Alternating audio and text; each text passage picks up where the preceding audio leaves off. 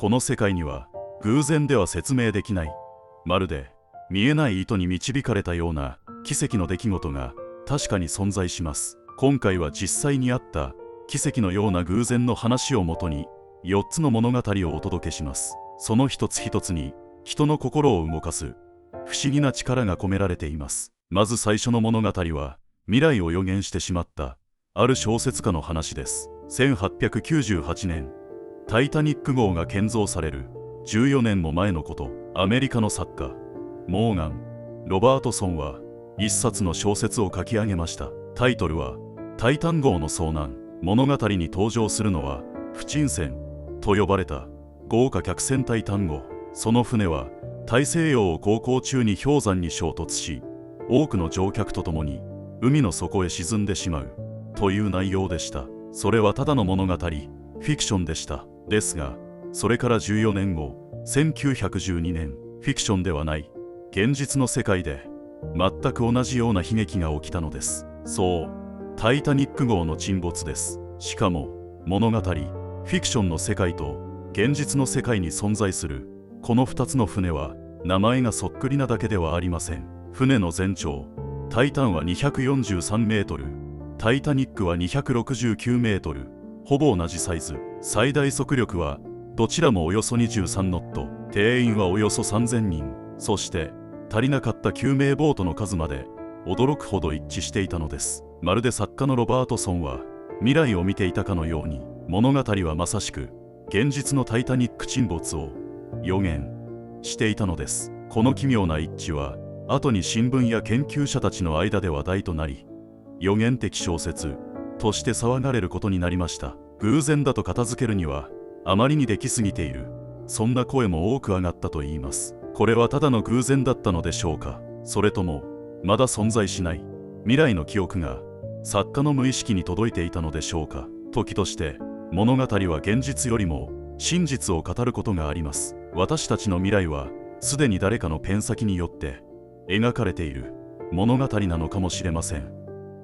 次は信じられないような双子の奇跡。生まれた時も旅立つ時も全てが同じだった兄弟の物語です。1975年、北欧フィンランドの小さな村リーサラ、その村で一つの痛ましい事故が起きました。22歳の青年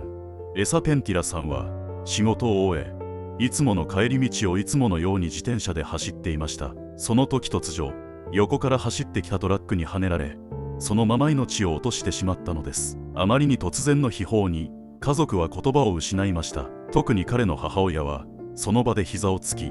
泣き崩れたそうです。しかし衝撃はそれだけでは終わりませんでした。わずか2時間後の出来事です。今度は同じ幹線道路の反対側でもう一人の青年が自転車で道路を横断しようとし、彼もまたトラックにはねられ、そのまま命を落としてしまったのです。その青年の名はバレリ・ペンティラ。最初に亡くなったエサの一卵性双生児の弟でした。双子の2人は事故現場も時間帯も、そして使っていた自転車の型番まで全てがほぼ一致していたと言われています。それはまるで一度起きた出来事が再生されたかのような奇妙な偶然でした。事故を起こしたトラックの運転手はそれぞれ別の人物、天気も交通量もそれほど特別ではなかったにもかかわらず、当時の地元紙フィンランド・ミルク君らはこの出来事を運命が指先までなぞった奇跡的な一致と報道しました。村では双子の魂は一つだという伝承がまことしやかに語られるようになりました。偶然なのか、それとも二つの命は生まれた時から一緒に旅立つ日をあらかじめ知っていたのか。きっと彼らは最初から最後までたった一つの魂で生きていたのでしょう。それは双子という見えない絆が導いた奇跡の最後だったのかもしれません。3つ目の奇跡は思い出とともに海を越えて帰ってきた1台のカメラ。1万人の力を動かした見えない絆の物語です。2015年、アメリカ・ハワイ・マウイ島のビーチで1台の水中カメラが波にさらわれていきました。カメラの持ち主は旅行でハワイを訪れていたアメリカ人女性。さっきまで使っていたのにと周囲を探し回りましたが、水中カメラはそのまま海の底へと姿を消してしまったのです。あれから約1年、まさかの出来事が起こります。ハワイから海を越えて約1万 km 先、台湾北東部の宜蘭県の海岸にその水中カメラが流れ着いていたのです。それを拾ったのは地元の高校に通う女子生徒リ・ヤティンさん。海岸の清掃活動中、濡れたバッグの中から出てきたカメラを見て彼女は思いました。これは誰かの宝物かもしれない。確認してみると驚くことにカメラの中の写真データが全て無事だったんです。青い海、旅先の風景、そして家族の笑顔がそのまま残されていたのです。彼女は画像を手がかりに持ち主を探すことを決意し、英語と中国語で SNS に投稿し拡散を呼びかけました。このカメラ誰のものですか？笑顔を持ち主のもとへ届けたい。その投稿はたちまち世界中で拡散され、台湾のニュース番組でも取り上げられる事態に。すると写真に写っていた女性を知る人の目に留まり、ついにカメラの持ち主と連絡がついたのです。水中カメラを拾った台湾のヤティンさんとそのカメラの持ち主であるアメリカ人女性はオンラインで再会を果たします。どうしても返したかったんです。そう語る台湾の女子高生にアメリカ人女性は涙ぐみながら感謝を伝えました。本当にありがとう。あなたのご親切に感謝いたします。一生忘れません。きっとアメリカ人女性はカメラが帰ってきたことよりも見ず知らずの人のために一生懸命探してくれた台湾のヤティンさんを思い涙があふれたのでしょう。海を越えて旅をしたそのカメラは台湾の親切な女子高生の手を経て再び持ち主の元に帰ってきたのです。でもこれはただの偶然ではなく、そこにはきっとキラキラ光り輝く見えない糸が働いていたんでしょうね。最後にご紹介するのは愛だけを頼りに 600km を旅したある犬と家族の実話です。涙なしには見られない再会の奇跡の物語。